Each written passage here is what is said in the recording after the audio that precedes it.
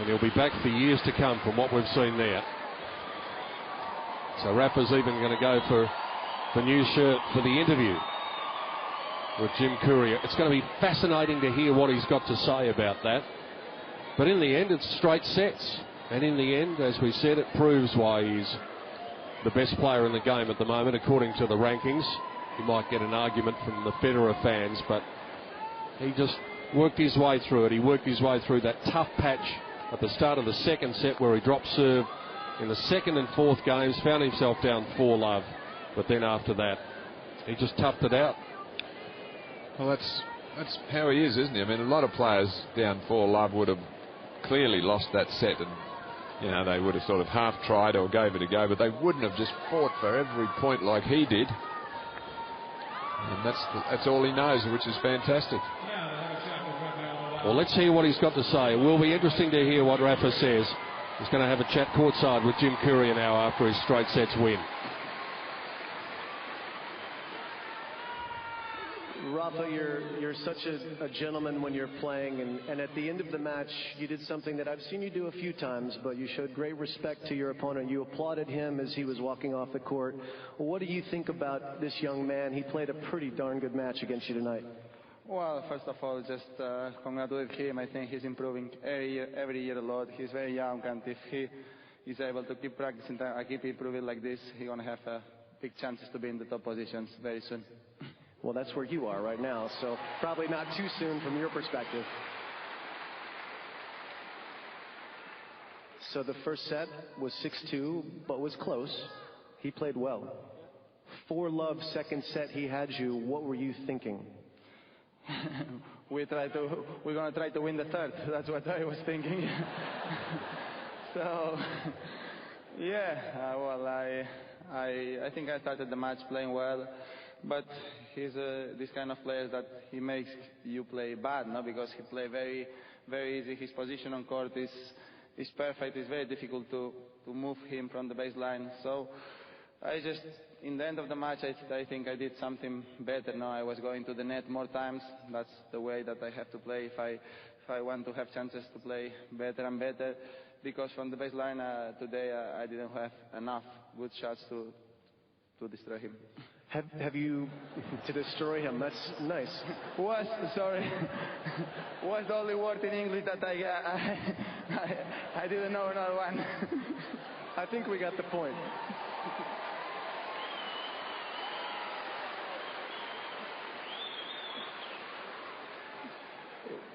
But he's a different kind of player, and so it took you. Seems like it took you maybe a few sets to understand what to do against him, but now it'll be easy from now on, right? No problem?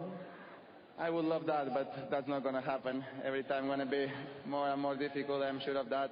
He's very young and he's going to improve a lot in a few months and a few years, so I'm sure it's going to be a big rival. Let's talk about your game. Where do you feel like your game is for this tournament? Are you happy with the way you're playing? Are there things you want to improve? I have to play a little bit better if I really want to keep having chances to go to the quarterfinals. I think I'm going to have a difficult match against Cilic. I'm not playing bad, no, but I have to play a little bit more aggressive, a little bit longer, and play closer to the lines now, because I am playing too straight, in my opinion. Okay. When you were 17, you had an experience like this. You played Leighton Hewitt on this court in 2004. And that's similar to what Tomek had with you tonight. It's a learning experience. It's something to learn from. Do you remember that match with Leighton? Sure. No, it was in 2004 and 2005. 2004, I think it was 7-6, 7-6, 6-3, something like this. Exactly. And in 2005 it was close. No, I had a good chance in the fourth. I lost in the fifth finally. No, so it was fantastic experience for me to play here at the home of Leighton with fantastic crowd. So these kind of matches, I think, is very important to improve your level. No, and after that match, I started to play unbelievable 2005, and since that match, I think my career was better and better. Yeah, it's been pretty good. So tonight, we're watching your match, and you know, we sit in the bunker here, and there was another commentator tonight. Do you recognize that guy in there? I didn't see him now. It's Leighton Hewitt. Oh, yeah. I saw him in the locker room before. I didn't know that he's going to be commenting the match. Yeah, he was judging you. He was judging you a lot. Yeah, but he thought you played well. So did I. Congratulations. It was a fun match. Rafael Nadal continues the quest. Yes, that man, Leighton Hewitt, sitting in the commentary box for Channel 7 tonight. It was, in fact, 7-6, 7-6, 6-2 in that 2004 match. And then in the 2005 match, it was Hewitt winning 7-5, 3-6, 1-6, 7-6, 6-2. So Rafa's got a pretty good memory. And we bid him farewell, and we look forward to seeing him against Marin Cilic in the round of 16. Now, another match going on tonight on Hisense Arena.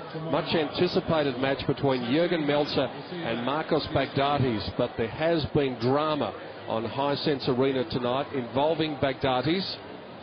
Now, he is the sort of man who, generally speaking, comes up with a bit of an injury at times, and he's got a problem with his hand here.